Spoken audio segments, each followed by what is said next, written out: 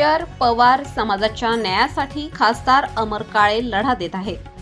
केंद्रीय ओबीसी सूचीमध्ये समावेश करण्याबाबत महाराष्ट्रातील भोयर पवार यांच्यासह इतर 27 जातींचं प्रकरण प्रलंबित आहे.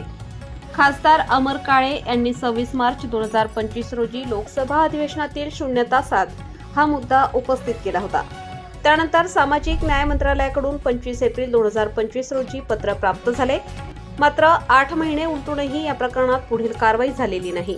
या पार्श्वभूमीवर 17 डिसेंबर 2025 रोजी महाराष्ट्र ओबीसी कृती समिती आणि पवार मिशन टीमने दिल्ली येथे खासदार अमर काळेंना निवेदन दिलं.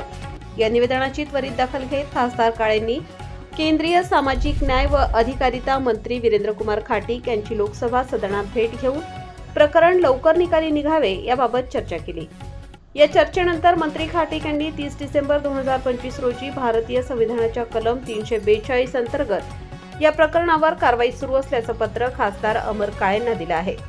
दरम्यान लोकसभा अधिवेशनात पुन्हा एकदा या विषयावर 0 तासात बोलण्यासाठी खासदार काळेंनी वेळ मागितली होती. मात्र त्यांना संधी मिळाली नाही.